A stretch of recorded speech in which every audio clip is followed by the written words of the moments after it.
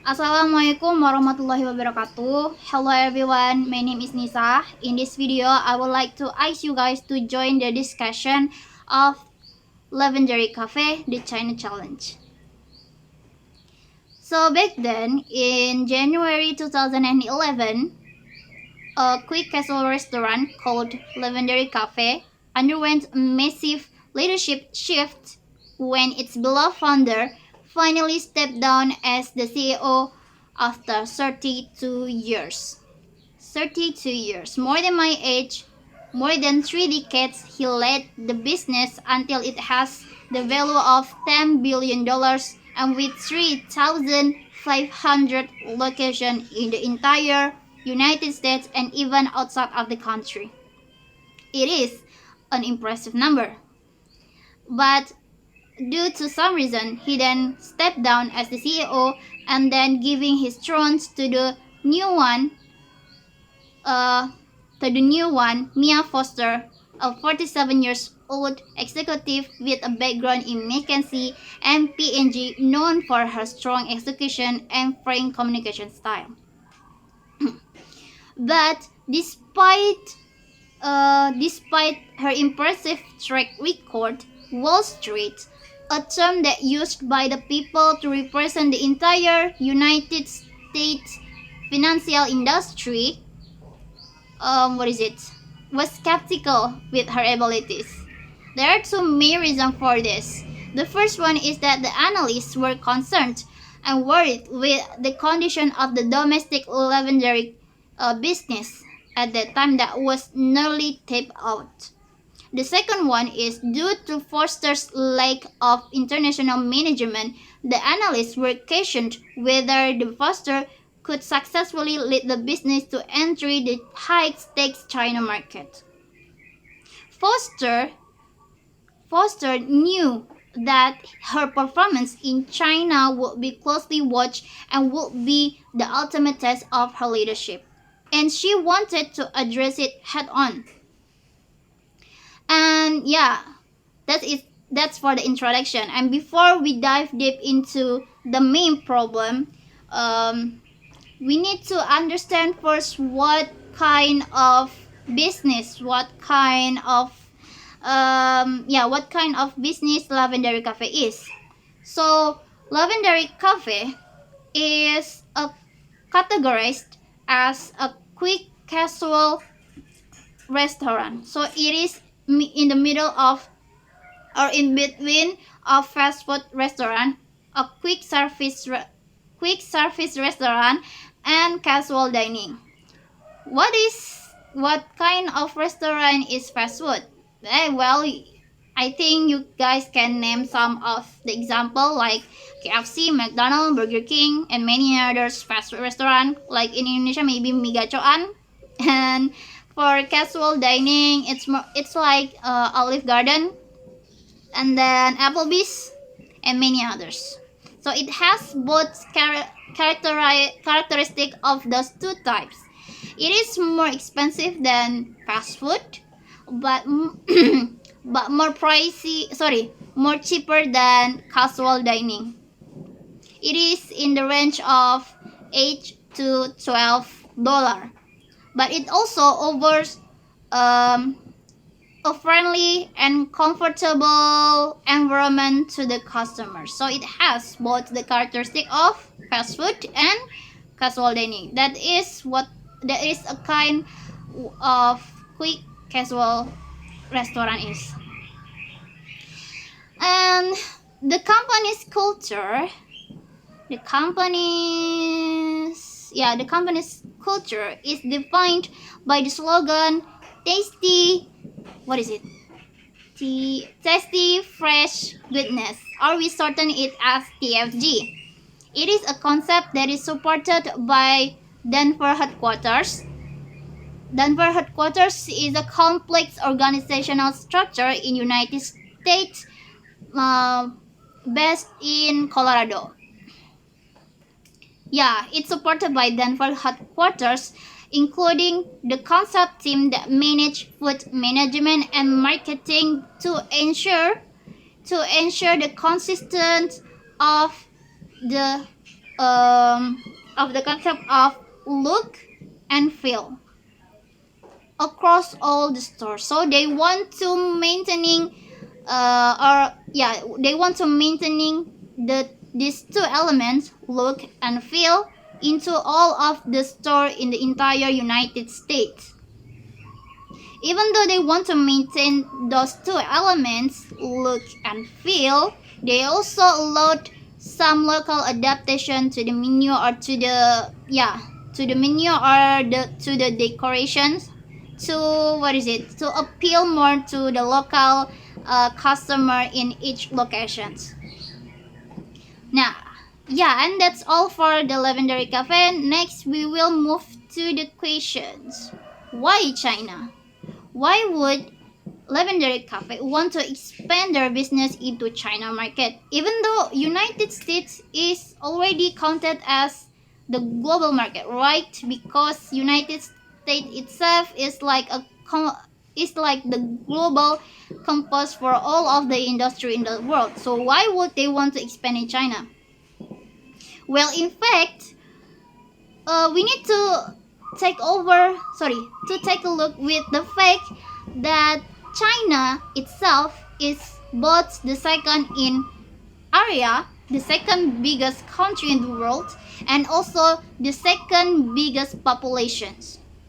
With 1.4 billion people and a surging middle class, the China's food service industry especially is was exploding, reaching nearly RMB 2 trillion by 2009.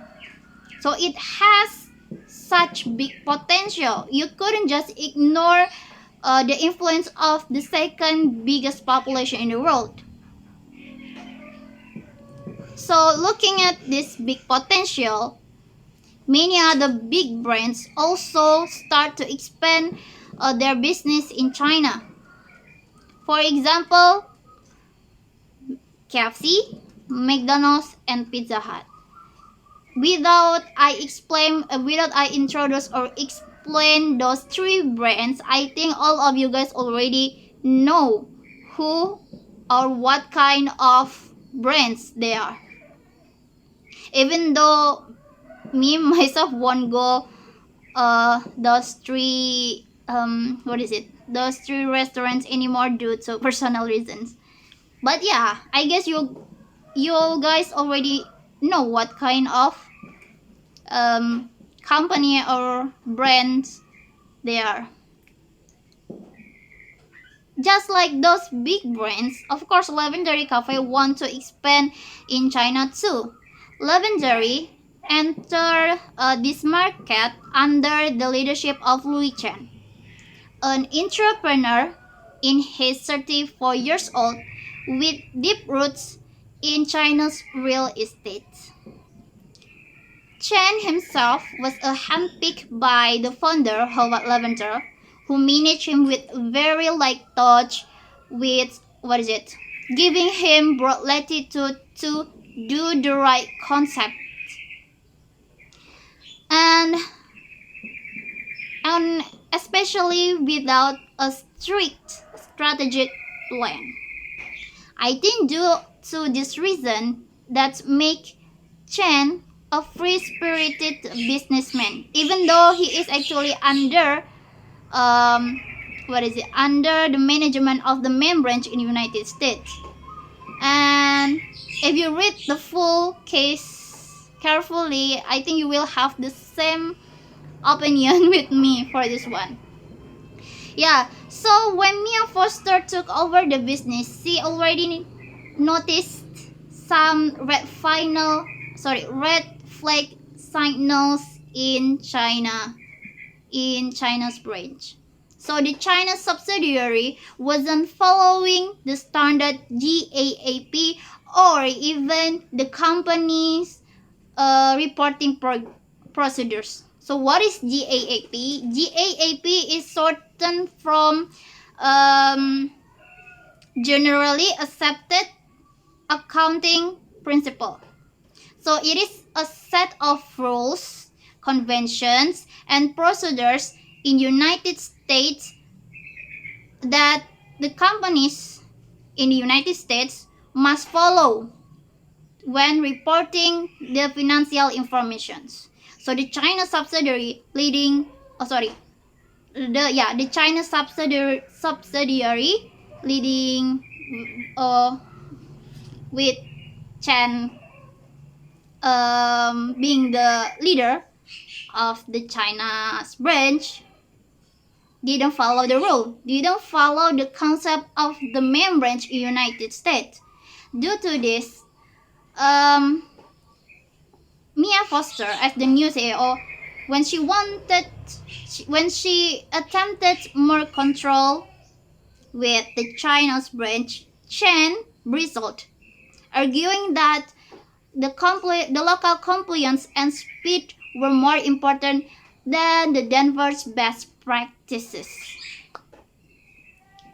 Looking at this,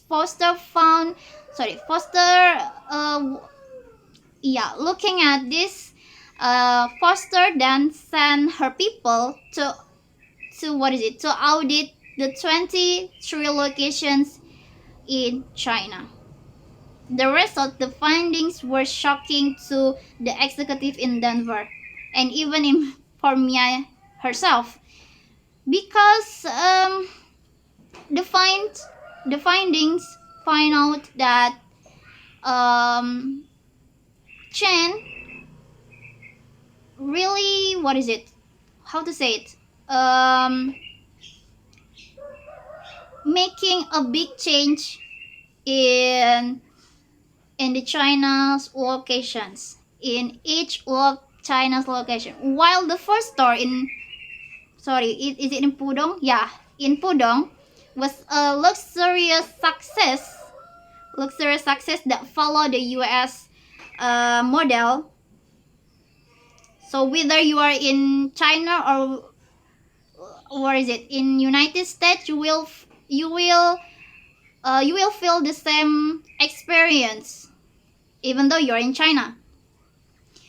But the other 22 locations were really shocking because, for example, like in historic Yew Garden, Chen opened a takeaway counter with no seating. And even in some other locations, especially in, I'm sorry, I forgot, or there's no data. But in some other locations, Foster's people found out that they changed the iconic Levendary wooden chairs into cheap plastic frame. And the biggest shocking is that in most of the stores, Chen removing all over the iconic sandwiches menu from the United States all over the stores in China. So there is no sandwiches. There he replaced it with dumpling. There are some, due to this, Foster coached herself between a go-getter manager and a professional management and brand integrity. When she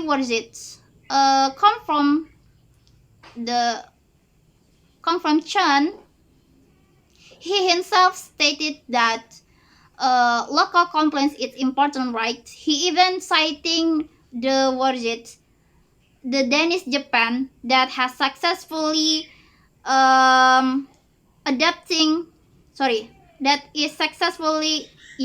adapting the local menu in their brands.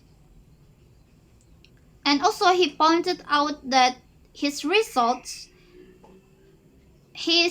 under his management, he already opened 23 stores open in just a year, nearly turning a profit. But of course, they from the executive perspective, they didn't like this kind of massive change of the China subsidiary because it didn't reflect the value, the concept of the main branch in United States. They prefer the standardized type like McDonald's.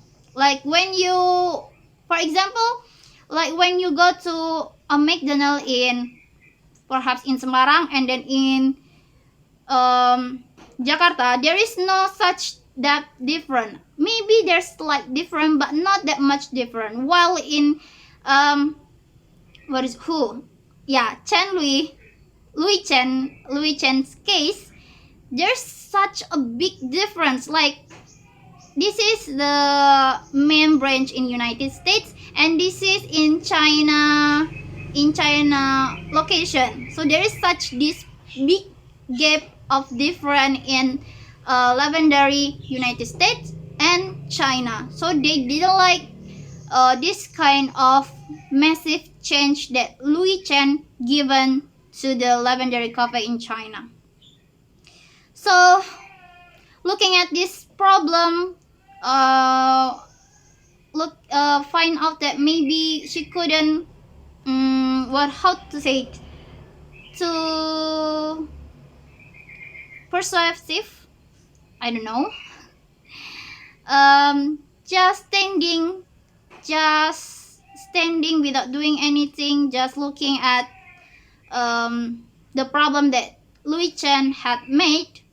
She then wanted to confront Louis Chen face to face on May 25th, 2011. So not too long from her first day as the new CEO, because it's in January, right? And then 4 months or 5 months after that, she fly right away to the China to confront Louis Chen face to face and decide the future of Levendary Cafe, especially in China market. And that's it. What do you think? So yeah, there are some key questions that actually still remain. For example, like for me, the first one is, should Levendary Cafe force Chen to standardize his stores to match the United States branch? And the second one is, is Louis Chen the right person to lead the China store? I think those two are the are the biggest questions right now. For me, in my opinion too, I didn't agree and I don't like the Louis Chen actions for the store in China, because in my opinion, it's not Louis Chen store, it's not Louis Chen cafe, it's not Louis Chen restaurant, it is Levendary Cafe. It is Levendary Cafe, right? So as a customer myself, want to experience at least the similar experience to the main branch. So why would you name the store as Levendary Cafe when I go inside the Levendary Cafe isn't Levendary Cafe? Can you guys get what I mean? Yeah. So that is that is my opinion. I think we can talk about later in other opportunity. I think that's all. Thank you very much for watching my video. Wassalamualaikum warahmatullahi wabarakatuh.